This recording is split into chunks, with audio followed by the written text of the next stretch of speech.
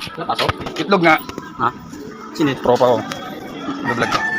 Bibili tayo itlog tapos talagyan natin sa stainless kung talaga maluluto. Bahala ka sa buhay mo. Itlog. Pasok? Kaya tayo? Tara. Tayo na ako. Oo. Bibili tayo itlog.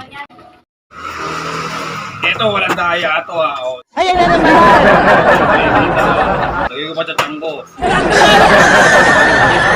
Walang daya yan. Luluto tayo ng itlog. Tignan natin kung totoo talaga mga boss. Lagyan natin dito.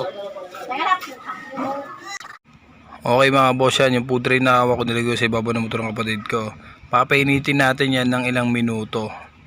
Yan mga boss. Tsaka natin nalagay yung itlog. Titignan natin kung talaga legit nga ba talaga yung pagluto ng itlog sa init ng araw. Yan mga boss. Ang gamit ko dyan mga boss, yung food tray na yan stainless yan. Kaya talaga mainit siya mga boss pag naiinitan. Yan. Yan, sinasalat-salat pa namin yan mga boss. Kasi talaga mainit siya eh. Tingin ko makakaluto siya ng itlog mga boss. Yan.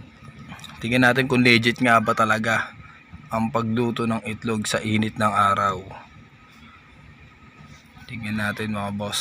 Yung iba kasi mga boss, scripted na yun. Magluluto sila ng itlog sa kawali, tapos gagawin nila, syempre ipapainitin muna sa kalan yun. Yan, sinasalat-salat ng mga dumadaan mga boss. So, sabi nga ng mga iba dumadaan, makakaluto daw. Yan, binaba ko mga boss.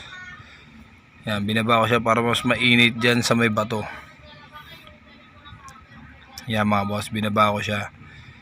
Iba kasi mga boss, scripted talaga yun. Papainitin nila yung kawali, tapos ilalabas sila sa kalsada, tapos itututok sa araw. Kunwari mainit yung kawali sa init ng araw, pero mainit na talaga yun. Kaya nakakaluto sila. Ito wala tong scripted mga boss. Para alam nyo pala mga boss, yan food tray na pininitan ko yan ng 9 minutes and 27 seconds. Yan mga boss. Medyo mabilis na yung video mga boss kasi naka fast forward dyan. Yan. Nung binidyo ko kasi yan ang haba yan mga boss. Nasa 10 minutes yan.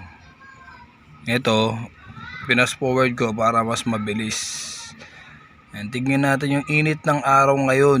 Dahil 43 degrees Celsius ngayon, tignan natin kung talaga makakaluto siya ng itlog. Ito mga boss, yung part na to mga boss, andayin dumadaan dyan. Titignan nila ako ng ginagawa ko. Yan, dumampa si Ate Ada mga boss. Nakinood din yan. Titignan niya kung makakaluto nga ba talaga. Yung ibang dumadaan dyan, tinitignan ko ng ginagawa ko. Kala nababaliw na ako. Tignan natin. Maya lalagay ko ng itlog mga boss. Ayan, hintayin natin mga boss. Ayan na. Ilalagay na natin yung itlog mga boss. Tignan natin kung makakaluto talaga siya. Ayan mga boss, titigan nyo maigi kung naluluto nga ba talaga. Naluluto ba? Okay, zoom natin mga boss, tingnan natin, nabitan natin. Yan, tingnan natin kung may naluto kahit yung gilid lang. Yan, may nakita ba kayo naluto mga boss? Wala, di ba? Scripted lang talaga. Kasi nilagay ko yung itlog mga boss, dumamig siya. Hindi talaga uminit, kaya hindi siya maluluto. Kaya hindi talaga totoo yung nakakaluto ng itlog yung init ng araw. Kaya ikaw, magluto ko na ng itlog dyan sa kalanyo na may apoy para makakain ka na. Salamat mga boss sa panonood. Salamat po.